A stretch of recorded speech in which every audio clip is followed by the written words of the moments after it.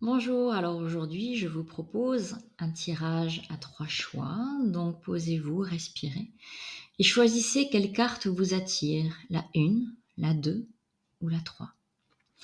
C'est l'oracle de l'amour, hop, de Monique Grandet.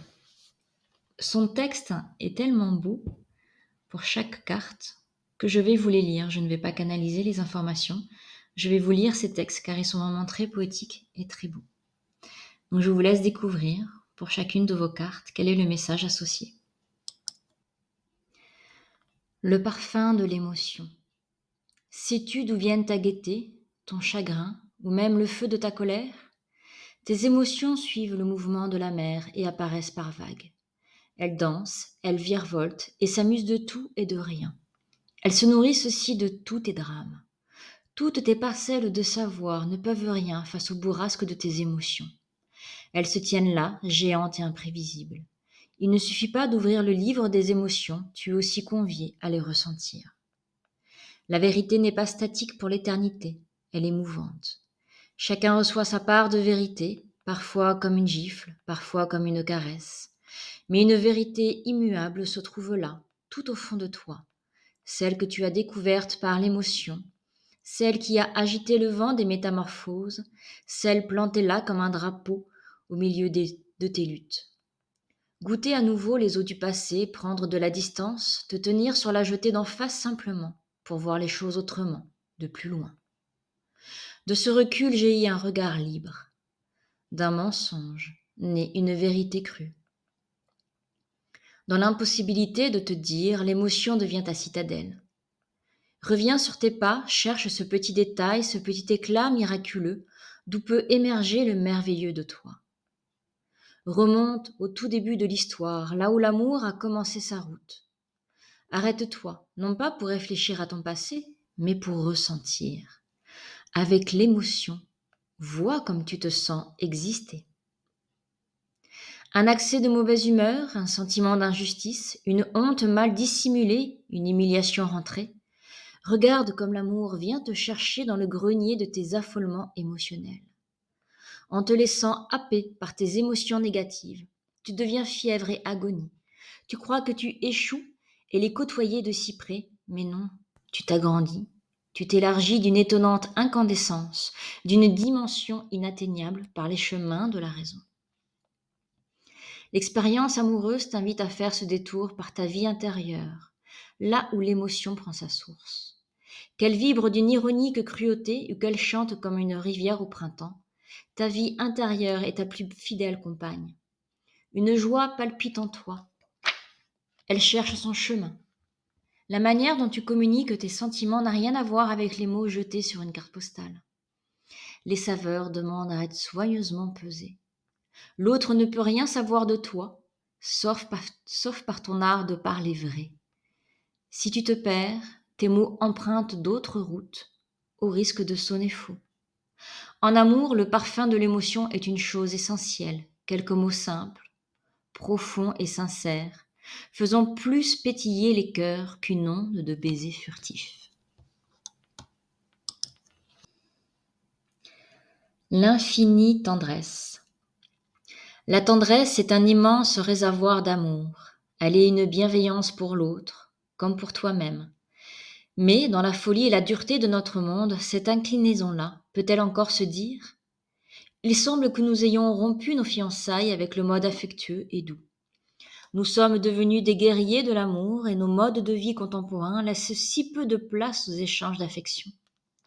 De nombreuses femmes et de nombreux hommes ne se retrouvent pas dans les codes relationnels actuels et préfèrent parfois se retirer du champ amoureux. Pourtant, une infinie tendresse se languit tout au fond d'eux, qui rêvent de rapprochement et d'affection. De nombreux obstacles à la tendresse existent en toi. Les interdits, les peurs, la complexité du monde, son urgence. Tout ce qui étouffe la tendresse transforme ton existence en lit gelé.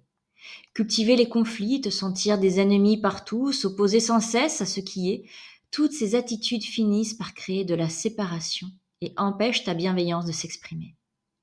La tendresse n'est pas un acte de mollesse ou de faiblesse. Elle est à elle seule une force d'amour colossale.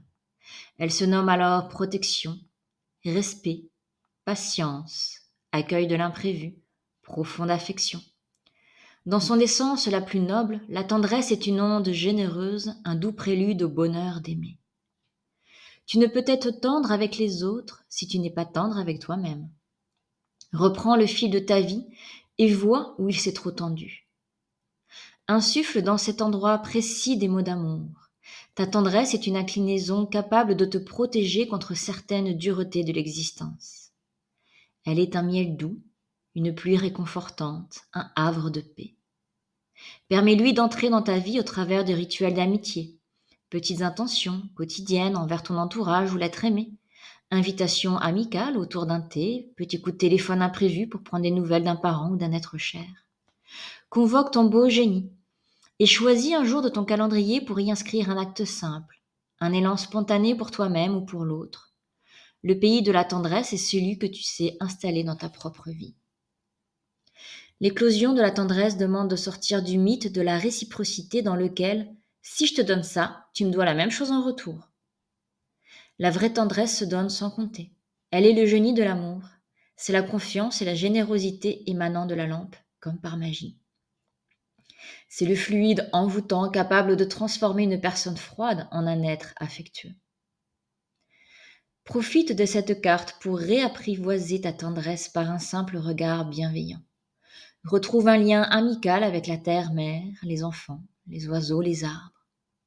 Entoure-toi des personnes chères à ton cœur.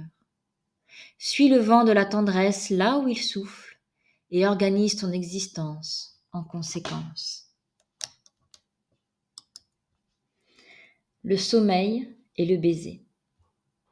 Regarde cette femme aux paupières closes, elle peut sembler fragile et vulnérable.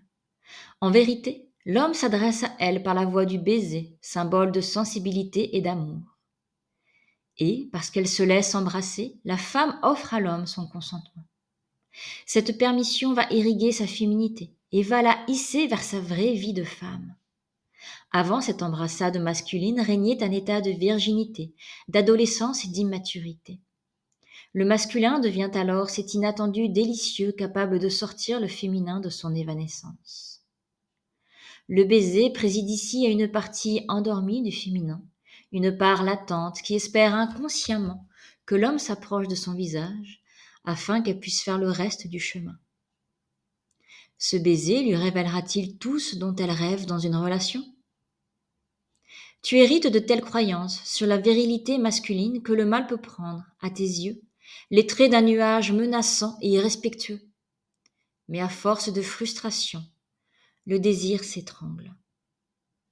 Vois combien la sensibilité de l'amour t'éveille. Tu sais le renouveau qu'il t'apporte. Dans l'acte sexuel, le masculin pénétrant et le féminin réceptif se rejoignent à merveille et dansent divinement leur complémentarité. Cette merveilleuse altérité est la cause de l'attirance mutuelle des sexes.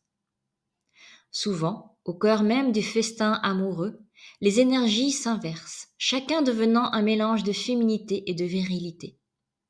Alors tu t'allonges sur le lit de mousse de l'amour et tu te laisses éveiller par lui sans conditionnement et sans tabou. Ce qui unit deux âmes est d'ordre personnel. Le baiser fonde cette fusion secrète. Il initie le chemin de l'amour. Rien à voir avec une quelconque excitation ou un fantasme inadapté. Le désir de fusionner provient d'une source invisible. Par l'intime, l'être aimé et toi, vous êtes unis par les liens de l'âme. Des rubans invisibles, certes, mais ô combien palpables. Ces liens vous attachent d'une manière si délicate et si solide. Bon nombre d'amoureux craignent ce mot attaché. Mais l'attachement en amour n'a rien à voir avec le mot prison. Au contraire, il est une inclinaison, une affection, une amitié profonde. Aimer, c'est prendre le risque de vivre un grand attachement.